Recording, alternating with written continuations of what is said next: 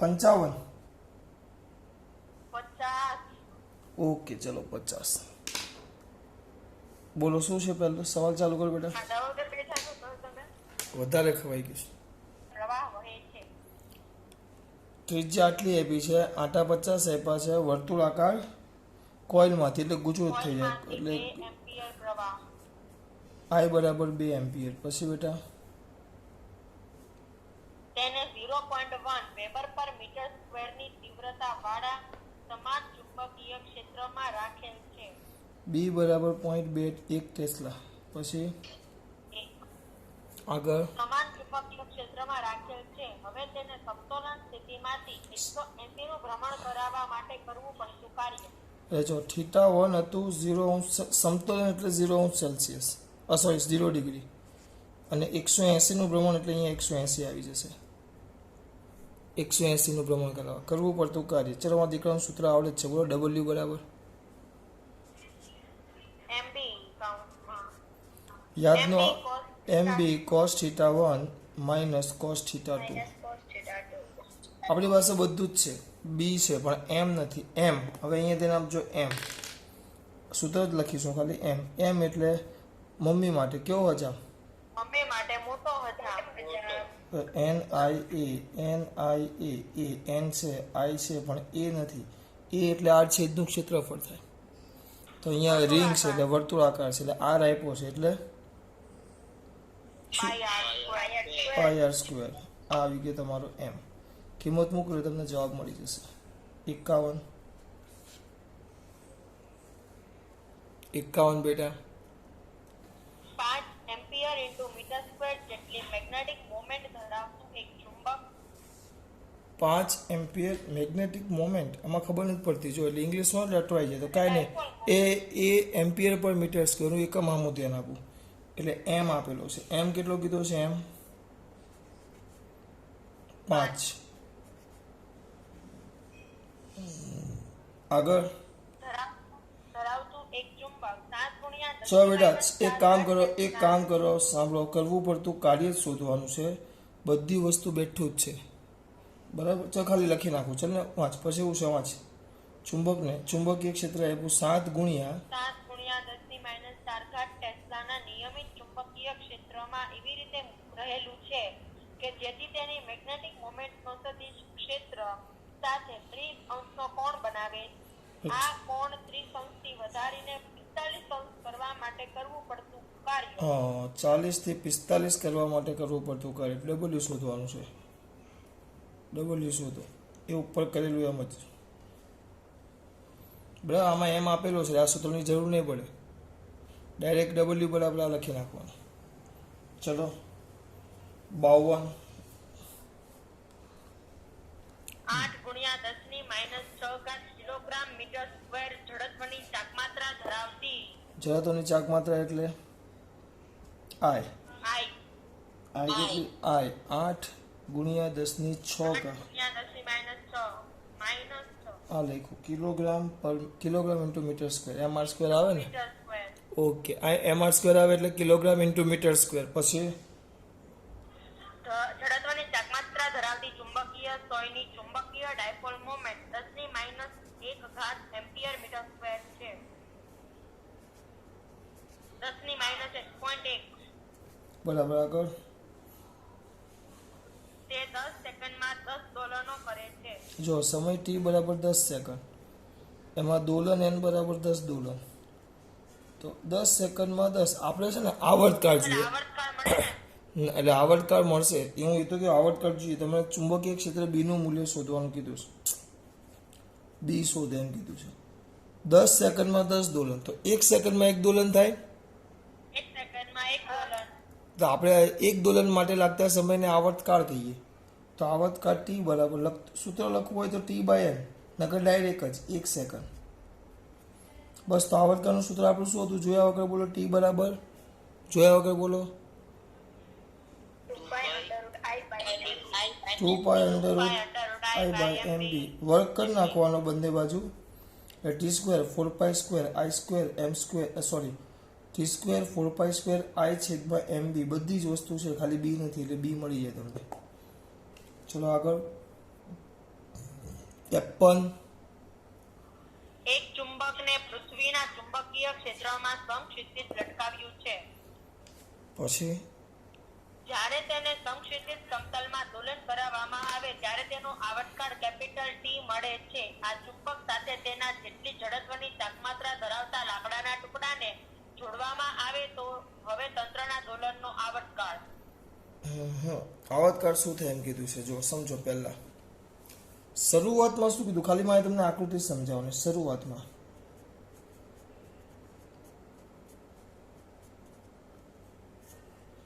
આ દ્રઢ આધાર છે, એના પરથી આ ચુંબક લટકાવેલું છે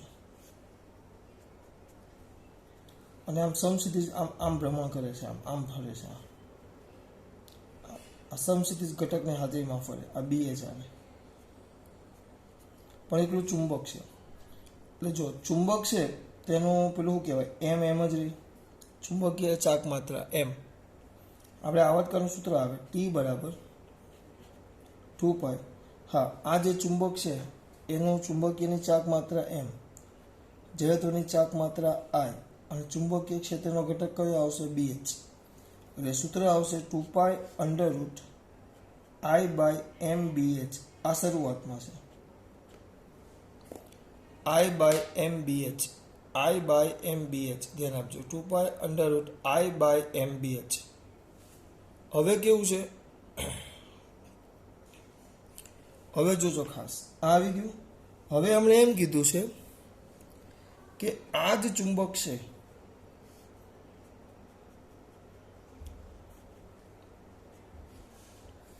એની સાથે એના જેવો જ એક બીજો લાકડાનો ટુકડો જોઈન્ટ કરી દેવાનો.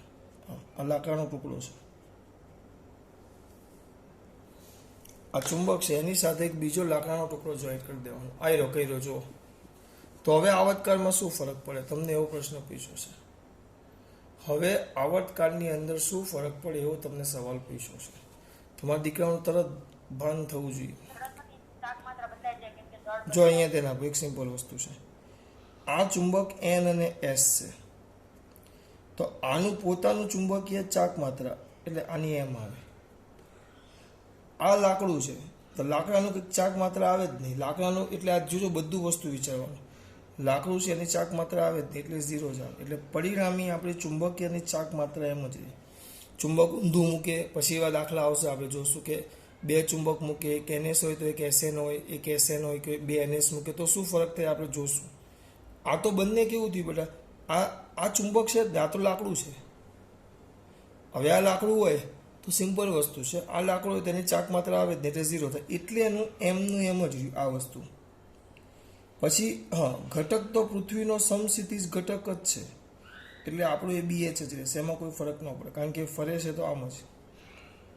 હા, પણ એના જેવો લાકડાનો ટુકડો આવ્યો, એના જેવો આવ્યો એટલે આ જે બ્લેક છે એની જડત્વની ચાક માત્રા I, અને એના જેવો જડત્વની ચાક માત્રા તો ML, દળ અને લંબાઈ પર આધાર રાખે, એના જેવો જ છે એટલે આની પણ જડત્વની ચાક માત્રા I આવે. એટલે હવે આપણી નવી જડત્વની ચાક માત્રા જે છે I ડેશ એ બેટા 2I થઈ જાય, કારણ કે આ બે એક સરખા છે સાથે મૂકેલા છે એટલે આ 2I થઈ જાય, આ 2I થઈ જાય. ફરક ધ્યાન રાખજો કે આ સૂત્ર ડાયરેક્ટ નથી લખવાનું અંદર જોઈને, કેમ આ લોકો આ સૂત્ર આ રીતે લખ્યું. તો હવે એ લોકો આવર્તકાળનું સૂત્ર મૂકે, બરાબર. હવે એ લોકો આવર્તકાળનું સૂત્ર મૂકે તો શું થશે, સૂત્ર મૂકે તો આ જરૂર પડશે એટલે આમ લખું છું. હવે જો આવર્તકાળનું સૂત્ર મૂકે બેટા તો અહીંયા પકડો, તો આવર્તકાળ નવો T ડેશ આવે તો T dash is equal to 2π √I dash by M dash BH, બરાબર. I dash by M dash BH, પછી આ 2π ના 2π √ અહીંયા આવી જશે 2I, આ તો એમ જ રહેશે અને આ BH બસ. પછી આ T ડેશ અને T નો બેનો ગુણોત્તર લઈ લેવાનો, T ડેશ અને T નો બેનો ગુણોત્તર લઈ લેવાનો. મારે તમને આ સમજાવવાનું હતું બેટા કે આ કેમ, જો આમાં ચુંબક મૂક્યો હોત અને અહીંયા N અને S હોત, આમ ચલો આમ હોય,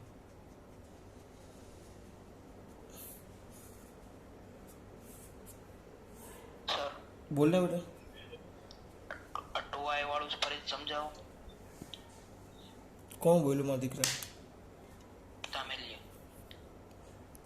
માં પોયરો 2i વાળું કહે જો કહેવાનું કંઈ નથી આમાં જળત્વની ચાક માત્રા એટલે યાદ છે જળત્વની ચાક માત્રા સળિયાની જળત્વની ચાક માત્રા તમને કાલ લખાવેલી મેં I is equal to ml square by 12 જો વચ્ચેથી હોય તો આ સળિયું હોય ને આના પર આધાર રાખે ml square by 12 m એટલે દળ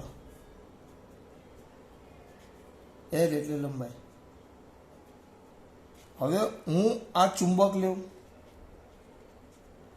કે પછી એના જેવો ટુકડો લોખંડનો લેવું કે લાકડાનો લેવું કોઈ પણ લેવું કોઈ પણ ચુંબક લેવું લોખંડનો લેવું કે લાકડાનો લેવું કોઈ પણ ટુકડો લેવો એનીવન કોઈ પણ ટુકડો લ્યો બેટા તો એ ટુકડા માટે જો આની જતોની ચાક માત્ર ml સ્ક્વેર બાય 12 હોય તો આની પણ એટલી જ થાય કારણ કે આની આય હોય તો આની પણ આય જ થાય લાકડું હોય ગમે તે હોય કેમ કારણ કે એ તો કોના પર આધાર રાખે જળત્વની ચાક માત્ર એક તો અક્ષ કે ભાઈ અક્ષ અહીંયા વચ્ચેથી છે કે એક છેડેથી છે આપણે વચ્ચેથી છે આને અનુલક્ષીને ફરે છે એટલે ml સ્ક્વેર બાય 12 આવે છેડેથી હોય તો ml સ્ક્વેર બાય 3 આવે 7મા ચેપ્ટરમાં આવતું આપણે એટલે આ બે વસ્તુ ધ્યાન રાખજો એટલે આના માટે લાકડું હોય ચુંબક હોય કારણ કે એ તો દળ અને લંબાઈ પર આધાર રાખે તો એ ચોખ્ખો શબ્દ વાપરો કે એના જેવો જ જો લખેલું છે તેટલી જ જળત્વની ચાક માત્રા ધરાવતો એટલે કીધું જ છે ભાઈ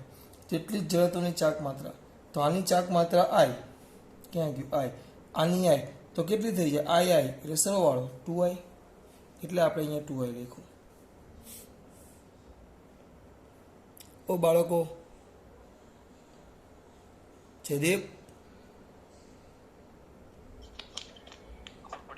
હા એમ બોલ ને હા એમ કેમ તો હું આગળ ચાલુ હવે જો અહીંયા ચુંબક હોય અને બાજુમાં જ પાછું આવું ચુંબક મૂકે આમ n અને s તો આપણે પેલું કીધેલું ચુંબકીય ચાક માત્ર કઈ દિશામાં આવે એમની ચાક માત્ર ક્યાં આવે પહેલા એમ કે મને હા s થી n આ બાજુ એક આવશે આની એમ આની પણ s થી n એક જ બાજુ આવે તો આ બંને એક જ બાજુ થઈ ગઈ આ બંને સદિશ છે એક જ બાજુ થઈ ગઈ એનો મતલબ હવે આપણો જે નવો m દેશ છે ને 2m થઈ જાય હા આની જગ્યાએ ઊંધું પણ મૂકે એક આમ હોય ચુંબક અને એક આમ આના આગળ MCQ આવશે આના ચિંતા નહીં કરતા આના આગળ ઢગલો MCQ એ બધું આવ્યું એ બધા ચુંબકીય ક્ષેત્ર અસર નાબૂદ કરે આપણે તો એમની વાત કરીએ છીએ ચલો હવે આનું એમ ક્યાં હોય આનું એમ s થી n તો s થી n એટલે આ બાજુ આવે અને આનું ક્યાં s થી n એટલે આ બાજુ આવે તો બંને પરસ્પર કઈ દિશામાં જાય એક જ મિનિટ હું તમને સવાલનો જવાબ આપું એનું સૂત્ર આવે બેટા એમ ચલો એક કામ કરો મારા દીકરાઓ ક્યાં ગયા ના એમ નો ગુમાવે ને આમાં તો ડબલ થશે એમ આપણે ડાયપોલમાં ઉદાહરણ આપું ને બેટા તમે મને ખોટો હેરાન નહીં કરો બહુ બધા MCQ છે આના ચલો ચાલુ કરો 67 થી ચાલુ કરો આની સાથે બધા આવી જાય જો 67માં જુઓ ચુંબકીય ચાક માત્રા જોવાની છે આપણે 67માં જો આઈ લો હું અહીંયા લખું છું 67માં આકૃતિ દોરું જો બે ચુંબક આમ મૂકેલા છે હું મૂકું જ છું આ બે ચુંબક મૂકેલા છે આ મૂકેલો છે n IS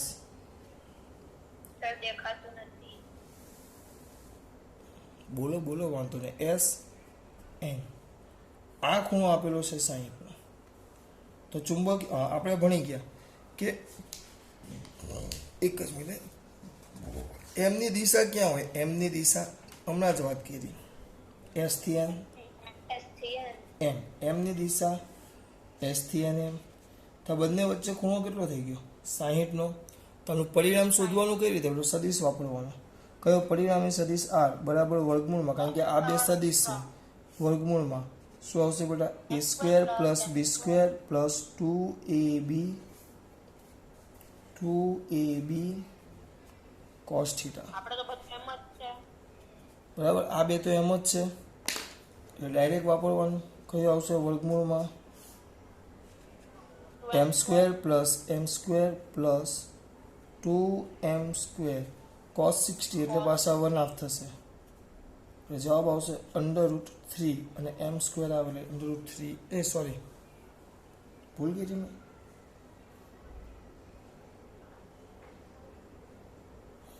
મેં એમ લીધા છે, આ બંને મેં એમ લીધા છે. સાંભળો મેં એમ લીધા છે, પણ ચોપડીમાં આને એકનું એમ કીધું છે તો બીજાનું ટ્વાઇસ એમ, એક 2m છે, એક ટ્વાઇસ એમ કીધું છે.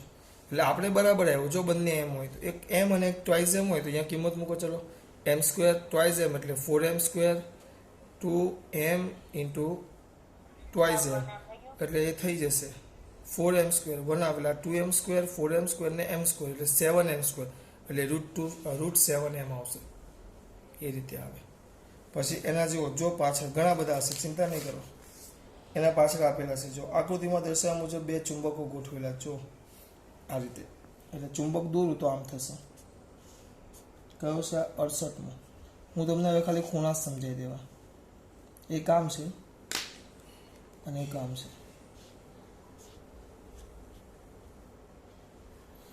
આ છે S N, આ છે S અને N. તો આ રીતે ગોઠવો. તો ચાક માત્રા દોરો, ચાક માત્રા તો S થી N આની આમ આવે અને આની આમ આવે. એટલે આમ જોવા જાઓ ધ્યાનથી તો આમ ખૂણો અહીંયા ન દોરાય. ખરેખર દોરવું હોય ને, ખરેખર ખૂણો દોરવો હોય ને તો બંનેના પૂંછડા ભેગા કરવા પડે, પૂંછડા. એટલે આપણી આકૃતિ આમ થાય. એક આમ છે અને બીજો આમ છે આમ. એટલે આ બંને વચ્ચેનો ખૂણો 90 થઈ જાય. હા, બંને ચુંબક એક સરખા છે. બંનેની ચાક માત્રા એમ જ આપી છે. આની પણ ચાક માત્રા એમ છે અને આની પણ એમ છે. એટલે આ cos 90 એટલે 0 થઈ જશે. અહીંયા cos 90 એટલે 0 થઈ જાય. સૂત્ર આ જ આવશે m² + 2m cos 90 0 એટલે m² + m² તો 2m² એટલે √2m. જો જાગો છો. પછી એના પછી 69,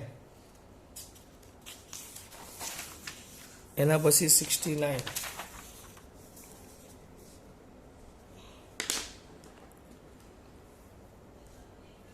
એટલે આ રીતે દિશા નક્કી કરવાની. એમ નહીં કે એને એકબીજાની અસર નાબૂદ કરે એમ.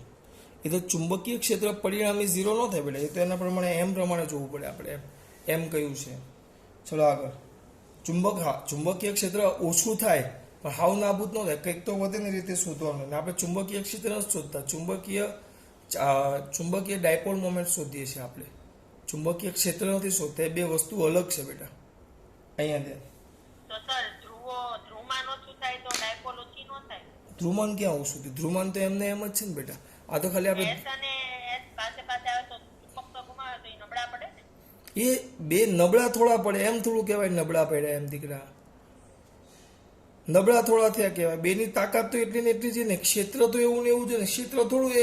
ક્ષેત્ર થોડું ઓછું ઉત્પન્ન કરવાના છે. ક્ષેત્ર તો એટલું જ ઉત્પન્ન કરવાના છે પણ એ એકબીજાની અસર નાબૂદ કરશે. ચુંબકીય ક્ષેત્રમાં આપણે ચુંબકીય ક્ષેત્ર જ શોધતા, આપણે ચુંબકીય ડાયપોલ મોમેન્ટ શોધીએ છીએ.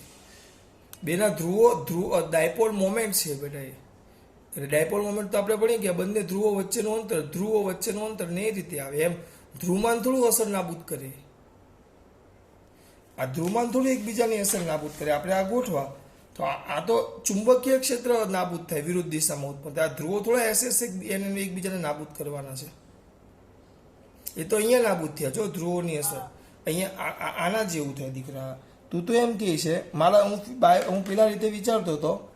હું શું વિચારતો હતો કે આ પ્લસ મારા માટે n+ હતો અને n+, આ માઇનસ તો આ શું થઈ ગયું આપણા માટે?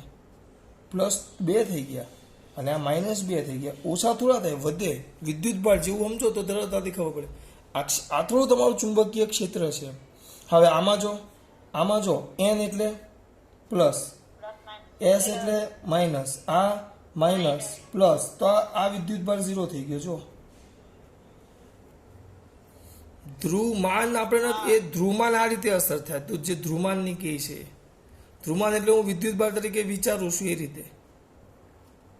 દીકરા ખબર પડે શું બોલ્યો? વસ્તુ અલગ છે. તમે ક્ષેત્ર સાથે લાગુ નહીં પાડો. ક્ષેત્ર નથી આ. ચલો ક્યાં હતા આપણે? હવે કયો આવ્યો આકૃતિ? કયો સવાલ આવ્યો? 69 ત્રણ ચુંબક આવી પાસે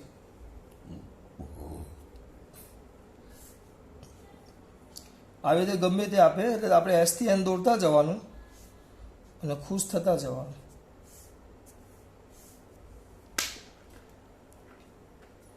N S S N N S. ચલો હવે તમને શું કીધું છે? બે ચુંબકો બધાનું વાંકતા રકમ જ સમબાજુ ત્રિકોણ થતા 60 નો આકૃતિમાં દર્શાવ્યા પ્રમાણે એમ જેટલી ચુંબકીય તાપમાત્રા ધરાવતા ત્રણ સમાન ચુંબકોને સમબાજુ ત્રિકોણ રચે તેમ ગોઠવતા તંત્રની કુલ ચુંબકીય તાપમાત્રા. તંત્રની કુલ ચુંબકીય ચાક માત્રા કીધું છે. ચલો કોઈને મગજ ચાલે છે? સમબાજુ ત્રિકોણ અને જો અહીંયા દેખાવ પહેલા આમાં શું થાય? જો એસએન છે ને, એસએન બધા ખૂણા 60 થાય. બધું એક હાથે કરવા જશો ને તો નહીં થશે બેટા. પહેલા એક કામ કરીએ. જો અહીંયા ધ્યાન આપો. આ 60 થયું એટલે આ છે ને, આ જુઓ આમ જશે. હું પહેલાં બેને પકડું છું. આખી આકૃતિ નથી દોરતો. એક આ છે આપણું, આ અને એક આ છે. એક આ અને એક આ. ધ્યાન રાખજો ખાસ. આ એમ છે, આ એમ છે, બરાબર. આની વાત કરું, આનું આ પહેલા ચુંબકનું આને બીજો ચુંબક કીધો તો આપણો આ બીજો ચુંબક થયો. તો આનું ચુંબકીય ચાક માત્ર એમ છે ને, આની પણ એમ છે. અને આ ખૂણો 60 છે. આ ખૂણો 60 હોય તો આ કમ્પ્લીટ 60 જ થાય. આ એમ બંને વચ્ચેનો ખૂણો 60 થયો એટલે આનું પરિણામી શોધો તમે. લખું, ડાયરેક્ટ લખી નાખું. એમ દેશ બરાબર છે, વર્ગમૂળમાં ડાયરેક્ટ નથી લખતો. શું આવશે બેટા? એમ square plus M square √3m નહીં થાય. આ √3m છે, √3m થશે.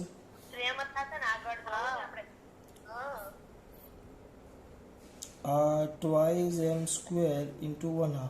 ઓકે, ચલો તમારું માન રાખું છું. √3m એટલે √3m આવ્યું. છોકરા √3m હશે કઈ બાજુ? એ લોકોએ કહ્યું એમ નહીં થશે. આપણે થોડુંક કેવડાવશે. હવે એની દિશા ક્યાં જશે? ચલો વિચારીને કેવું મને.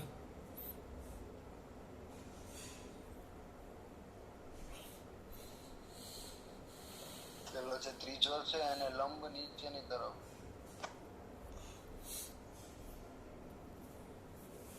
ત્રીજો છે અને લંબ રાઈટ હેન્ડમાં નીચેની સાઈડ. એટલે ત્રિકોણમાં ભેદ આવે ને વચ્ચે એ દિશામાં. ચલો આપણે √3m આવ્યું. જો આ √3m આવ્યું એટલે આ મને પેલું સમબાજુ ત્રિકોણ આવે ને, સમબાજુ ત્રિકોણ જો સમજાવું. આપણે આવું વિદ્યુત ક્ષેત્રમાં આગળ કદાચ દાખલા કર્યા હોય કે ન કર્યા મને યાદ નથી, પણ અહીંયા સાઈડમાં દોરું છું. આમ હોય ને કમ્પ્લીટ આમ, આ ખૂણો 60 હોય તો આનું વિદ્યુત ક્ષેત્ર આમ જતું હોય અને આનું વિદ્યુત ક્ષેત્ર આમ જતું હોય. 60નો ખૂણો હોય, સરખા મૂલ્યના હોય તો આના બે ઘટક પડે, એક આ બાજુ અને એક આ બાજુ ઉપર. આના બે ઘટક પડે, એક આ બાજુ અને એક આ બાજુ ઉપર. કીડી અહીંયા રમેશ. ચલો તો પરિણામી કમ્પ્લીટ આપણું આમ ઉપર આવતું, ઉપર આમ. એટલે આનું પરિણામી જે આ √3m આવ્યું ને, √3m એ કમ્પ્લીટ આમ આવશે, આમ વચ્ચે. એટલે વચ્ચે આવશે. તમે જોશો ને તો તમારું જે આ ચુંબક, ભૂલી બોલો, આ ચુંબક છે ને એને કમ્પ્લીટ આમ આવશે. આ ચુંબક છે ને કમ્પ્લીટ આવશે આ ત્રીજા ચુંબકને. તો ત્રીજા ચુંબક એસ એન આમ છે તો એનું દોરો તો એ આમ જશે અને પેલું આમ છે. તો આ ખૂણો કેટલો થઈ ગયો? 90. તમારું આજે હમણાં પરિણામી શોધ્યું આ √3m. આ બેને કાઢી આ √3m તમારું. અને અહીંયા જે આપણું છે am, એના વચ્ચેનો ખૂણો કેટલો છે? 90.